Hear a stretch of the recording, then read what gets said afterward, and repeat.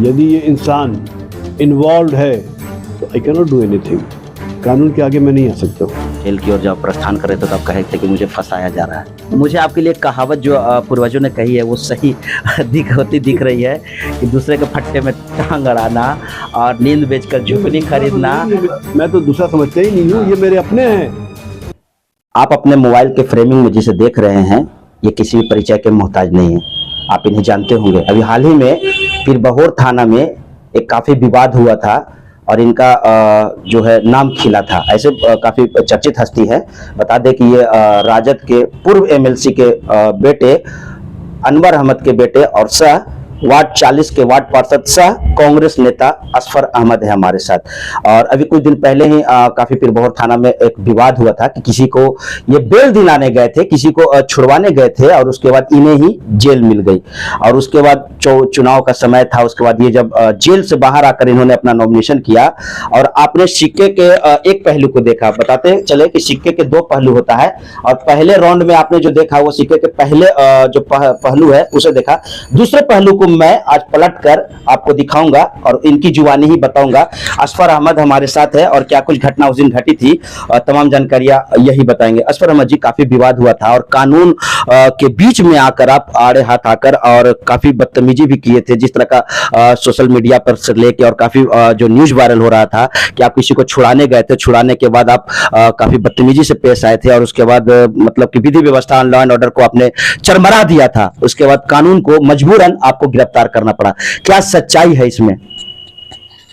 सिक्के का दूसरा पहलू भी जानना चाहिए। जी जी बिल्कुल, इसलिए मैं आया हूं आपके पास। अगर मैंने कुछ अपशब्द कहा, अनर्गल बातें कही तो रिकॉर्डेड होगा, उसको निकालना चाहिए।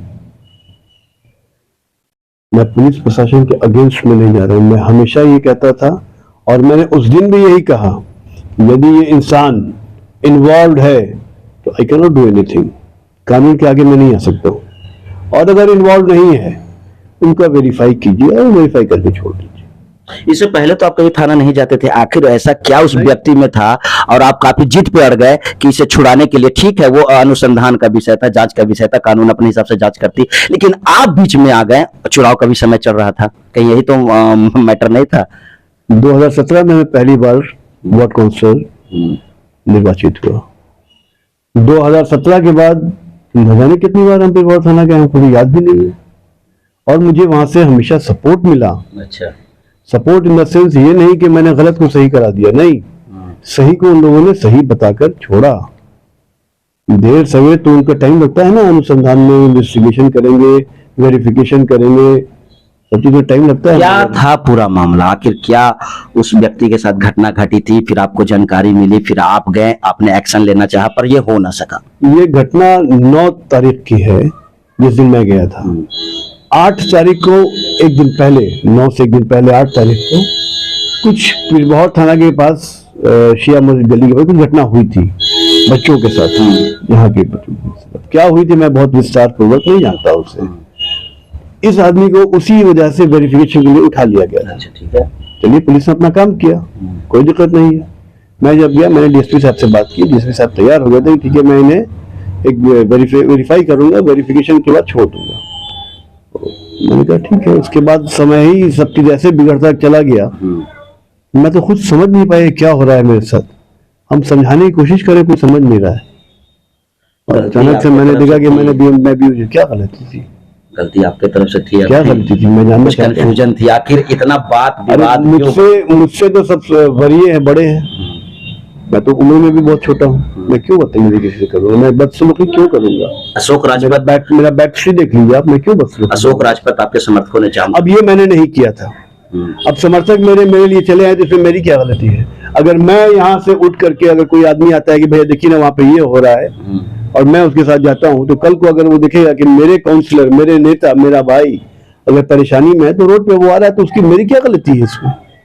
ये तो मोहब्बत है हम दोनों का। फिर उसके बाद आपको जो आपकी जब बेल हुई तो ये भी आरोप लगाया गया कि आपने पैसे देकर डायरी को हल्का करवाया, जिसके बाद एसएसपी मानव जी ढिल्लो जो पटना के एसएसपी उन्होंने संज्ञान लिया और त्वरित कार्रवाई करते हुए सब इंस्पेक्टर को निलंबित कर दिया। अगर आप कहते हैं कि पुलिस ने पैसा लिया मैंने पुलिस को पैसा दिया, इसका मतलब वो गलत काम किया। अगर वो गलत काम किया तो इसका मतलब थाना में कहीं ना कहीं गलती है। तो डायरी के साथ छेड़छाड़ हुआ ना? अगर हुआ, जो बोल रहे हैं आप, अगर है तो गलती है। गलती है तो इसका मतलब उस दिन जो हमको फंसाया गया वो भी गलत हुआ। देखिए, आप घुमा के मत आप बोलिए। बोल रहे हैं, हम तो नहीं बोल रहे। आप घुमा रहे हैं। आप ये नेता है, कांग्रेस के दिग्गज नेता है, बहुत दिनों से राजनीति कर रहे हैं और विरासत में राजनीति मिली, किसी से छुपा हुआ नहीं है। इनके पिताजी राजद के पूर्व एमएलसी थे और अभी भी राजद नेता हैं, तो विरासत में मिल गई, लेकिन राजनीति अभी नहीं। लेकिन ये डायरी के साथ छेड़छाड़ किया गया है। डायरी में कोर्ट ने मांगा था कि इनका बैक हिस्ट्री दीजिए, हाँ, उसने बैक हिस्ट्री दे दिया, खत्म था, और तो कुछ नहीं था। उसके बाद आपको बेल मिल गई। अब ये बेल तो देना मेरा काम ही नहीं है, ना ही पुलिस प्रशासन का काम है, ये तो न्यायालय का काम है, वहां से बेल मिला। हम लोग सबको मानना चाहिए इस बात को।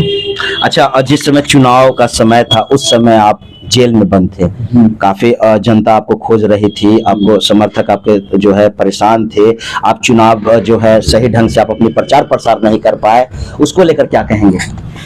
क्या हम तो यहाँ की जनता को सल्यूट करेंगे भाई। मैं जब नहीं था तो और मेरे लिए ये लोग तो परेशान हो रहे थे, किसी तरह से इनके इलेक्शन को अच्छा से अच्छी मतों से जिताते हैं। अच्छा, आप बाहर हैं और चुनाव स्थगित हो गया है, फिर से चुनाव आने को है, क्या इस पर पूरी तैयारी के साथ उतरेंगे? हम 5 साल से तैयारी कर रहे हैं। 5 साल पूर्व जब मैं पहली बार वार्ड काउंसिलर बना, डे 1 से मैंने काम शुरू कर दिया था। अब उसको लोग ये समझे कि 5 साल से तैयारी शुरू है, हम तो 5 साल से कर रहे हैं। जिस दिन से मुझे ये जिम्मेदारी मिली, मैं उस दिन से शुरू हो गया। वार्ड 40 की जनता फिर से आपको देखेगी? उम्मीद हम करते हैं, इंशाल्लाह। तैयारी में जुटे हुए हैं? हाँ, क्या रिस्पांस मिल रहा है? बहुत अब तो चुनाव की बात कर लेंगे। 100%। अच्छा हो रहा है, रिस्पांस मिल रहा है? 100%। इस बार तो काफी प्यार मिल रहा होगा, क्योंकि आप जनता के कारण ही जेल गए। यार इस बार मुझे हमेशा इन्होंने नहीं, इस बार ज्यादा मिल रहा होगा, तो क्वांटिटी बढ़ गया होगा। हमेशा प्यार किया है इन्होंने मुझे। अच्छा, मुझे तो मैं अनएक्सपेक्टेड प्यार मिल जाता है, मैं तो सोचता भी नहीं कि मुझे इतना प्यार मिलेगा, और मिलता है मुझे। अच्छा सफर जी, उस दिन आप जिस तरह से 8 तारीख को आप बात कर रहे हैं और 9 तारीख को जो घटना आपके साथ घटी, क्या आपने सोचा था कि आपके साथ ऐसा होगा? नहीं, मैं तो बस किया था, जैसे मुझे आप हमेशा जाता हूँ मैं, बस नहीं गया था। मुझे आपके लिए कहावत जो पूर्वजों ने कही है वो सही दिख रही है कि दूसरे के फट्टे में टांग अड़ाना और नींद बेचकर झुकनी खरीदना। हाँ, और नहीं, मैं एक बात आपको बता रहा हूँ, और उसके बाद जो है खैर दूसरे को अपने परेशानी, आपने अपने जनता के लिए सब किया, ये बिल्कुल हैंड्स ऑफ। मैं तो दूसरा समझता ही नहीं हूँ, ये मेरे अपने हैं, इनके लिए तो कुर्बानी है, मैं तो दे सकता हूँ कुछ भी, मेरे अपने हैं। ये एरिया सारा मेरा एरिया, मैं यहाँ रहता हूँ, सारे लोग मेरे अपने। उस दिन मीडिया आपके पिताजी से भी बात करना चाह रही थी, लेकिन आपसे भी बात करना चाह रहे थे, लेकिन आपने नो कमेंट्स और किसी तरह का परेशानी थी कि किससे क्या बात करे क्या नहीं, अटैक करने की कोशिश की थी। बहुत परेशानी थी उसको, हम लोग एक्सपेक्ट भी नहीं किए थे कि ऐसा भी कुछ हो सकता है, मगर परेशानी आ गई तो उसको फेस तो करना ही है ना, फेस कर रहे थे। लेकिन जाते जाते आप जीप में बैठकर जब जेल की ओर जब प्रस्थान कर रहे थे तो आप कहे थे कि मुझे फंसाया जा रहा है। मैं तो ऐसा तो नहीं, ये जरूर मैंने कहा था, मैं जनता का सेवक हूँ, जनता के लिए शुरू से लड़ा, आज भी लड़ा हूँ और कल भी लड़ूंगा। मैं कभी झुकूंगा नहीं, कभी टूटूंगा नहीं, कभी हारूंगा नहीं, मर जाऊंगा कबूल है, मगर झुकेंगे नहीं हम। काफी दिग्गजों का फोन आया था आपकी पैरवी के लिए।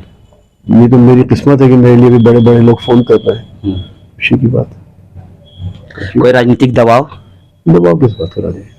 सब ओके है? सब क्या सर, जनता के चुनाव की तैयारी में आप लग गए हैं? पूरी तरह से लग गए हम लोग, पूरी तरह आगे की क्या आपकी जो है एक प्लानिंग होगी?